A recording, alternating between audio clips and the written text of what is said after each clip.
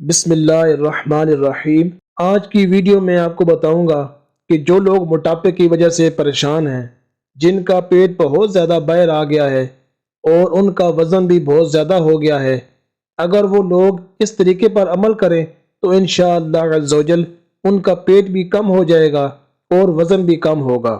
Video شروع کرنے سے پہلے آپ سے گزارش ہے کہ ویڈیو اچھی لگے تو لائک ضرور کر دیں، اور اگر چینل پر نئے ہیں تو سبسکرائب کر دیں اور بیل کے بٹن کو ضرور پریس کر دیں تاکہ آنے والی ہر نئی ویڈیو کا نوٹیفیکیشن آپ کو ملتا رہے۔ وزن کم کرنے کے لیے سبزیاں، آلو وغیرہ بادی اشیاء کے علاوہ بہترین نعمت ہیں، مگر صرف پانی میں ابلی ہوئی ہوں یا صرف ایک فرد کے لیے چائے کی ایک چمچ کارن آئل ڈال کر پکائی گئی ہوں۔ مرچ مسالہ اور ہلدی ڈالنے میں حرج نہیں۔ روزانہ 1 گرام یعنی چٹکی بھر ہلدی سبھی کے پیٹ میں جانی چاہیے، انشاءاللہ عز و جل کینسر سے حفاظت ہوگی۔ ہر بار کے کھانے میں مذکورہ طریقے پر بنی ہوئی سبزی کی کم از کم 1 رکابی کھا لیجئے۔ اگر روٹی اور چاول وغیرہ کھانا ضروری ہو تو صرف آدھی چپاتی، پانی میں ابلے ہوئے چاول صرف آدھا کپ، چھوٹی سی 1 بوٹی۔ آم کھانا ضروری ہو تو دن بھر میں صرف آدھا آم۔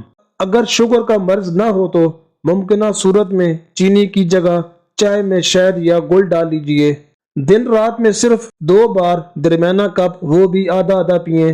سلاد، کیکڑی، کھیرا وغیرہ بغیر چھلکا اتارے بھی بکثرت استعمال کیجئے۔ ہر طرح کے کھانے اور سالن وغیرہ میں کارن آئل، وہ بھی کم سے کم مقدار میں استعمال کیجئے۔ کھانے سے قبل سالن کے پیالے کے اوپر سے چمچ کے ذریعے گھی یا تیل اس طرح سے نکال دیجئے کہ ایک قطرہ بھی نظر نہ آئے۔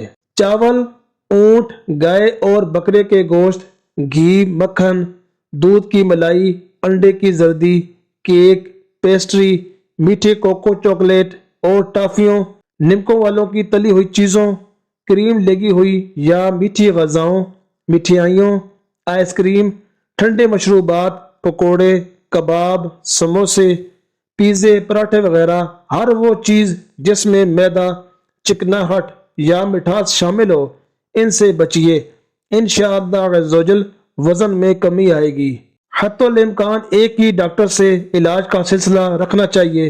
اس سے فائدہ یہ ہوگا کہ وہ ڈاکٹر آپ کی جسمانی کیفیت سے واقف ہو جائے گا، لہٰذا علاج بہتر طریقے پر ہو سکے گا، ورنہ ڈاکٹر بدلتے رہیں گے تو ہر نیا ڈاکٹر ایک اکائی سے علاج شروع کرے گا اور آپ ہر ایک کا تختہ مشق بنے رہیں گے۔ سب سے بہترین علاج اللہ عز و جل کے حبیب صلی اللہ علیہ وآلہ وسلم کا تجویز فرمودہ ہے، اور وہ یہ کہ بھوک کے 3 حصے کر لیے جائیں، 1 حصہ غذا، 1 حصہ پانی اور 1 حصہ ہوا اور سانس۔ اگر کھانے میں یہ طریقہ اپنا لیا جائے تو انشاءاللہ عز و جل نہ کبھی بدن موٹا ہوگا اور نہ ہی زیادہ وزن بڑھے گا۔